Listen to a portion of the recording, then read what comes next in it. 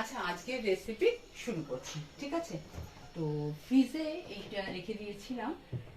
দেখুন, এটা ফুলকপি, আপনারা জানেন, বা কলিফ্লাওয়ার যেটাই বলে থাকুন না কেন, এরকম ছোটো ছোটো করে কেটে নুন মাখিয়ে রেখেছি।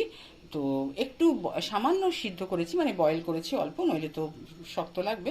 তো এর মধ্যে একটু জিরা গুঁড়ো পাউডার দিয়ে দিচ্ছি। তো খুব তাড়াতাড়ি আজকের এই একটু, আসলে আমরা মানে যাই বলুন না কেন, আমরা আর কি দেরি করব না, আপনাদেরও বেশি সময় নেব না, তো আমরা খাঁটি বাঙালি এটা বলতে চাই। তো বেসনের গোলাটাতে আমি বেসন, হলুদ, মানে কালো জিরে, লবণ, জিরে গুঁড়ো দিয়ে মাখিয়েছি। আমি সবসময় এইসব বড়া, এরকম ধরনের বড়া পকোড়া করে থাকি, তো আপনাদের দেখিয়ে থাকি। তো আজকে আমি আর সেই কারণে এটা বেসনের ব্যাটারটা আপনাদের সময় করে সামনে করে সময় নষ্ট করিনি।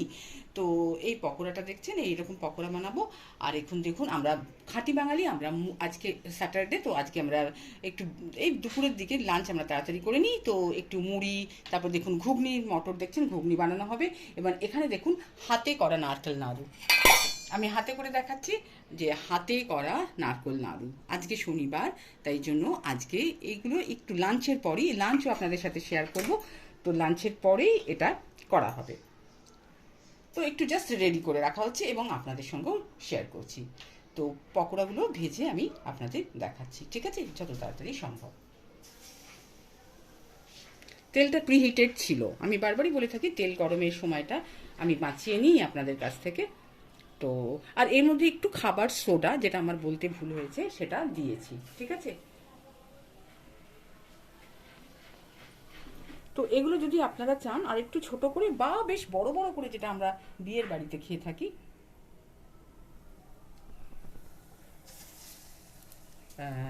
সেভাবেও করতে পারেন, ঠিক আছে, কোনো সমস্যা নেই।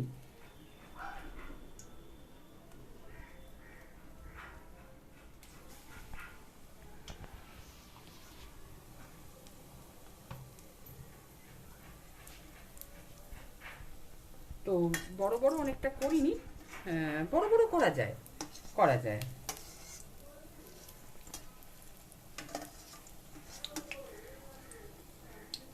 কিন্তু আমার ইচ্ছে ছিল আরও ছোট ছোট করব, তো সেটা করা হয়ে ওঠেনি। একটু বড়ই হয়েছে, আমার ইচ্ছে ছিল আরও ফুলুরির মতন ছোট ছোট করব, তো সেটা করিনি, একটু বড়ই করলাম। কখনো আবার সেরকমও শেয়ার করব আপনাদের সঙ্গে। তো এগুলো উল্টে পাল্টে তো একটু দিতে হবে, তাই উল্টে পাল্টে দিয়েছি, বেশি সময় নেব না, বারবার বলছি।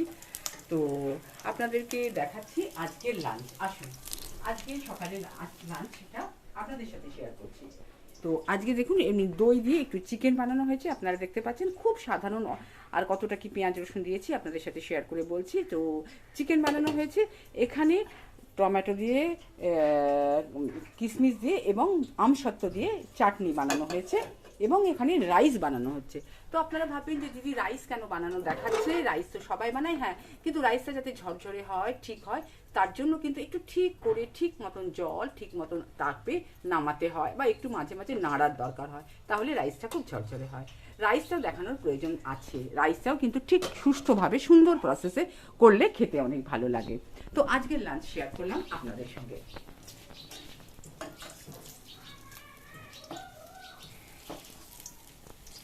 তো অনেক কটা বড়া দেখিয়ে আপনাদের সময় নষ্ট করব না।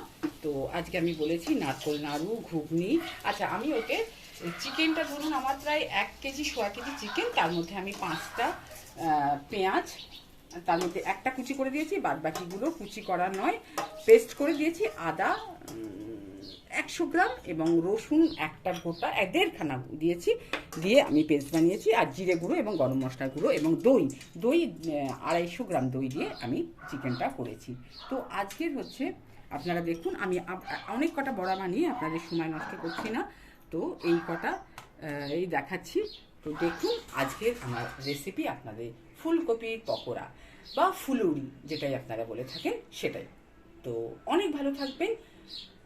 স্বাধীনতা দিবসের প্রাক্কালে আপনাদের কাছে এসেছিলাম, ঠিক আগের দিন। আপনারা সকলে অনেক ভালো থাকবেন, সুন্দর থাকবেন। নমস্কার।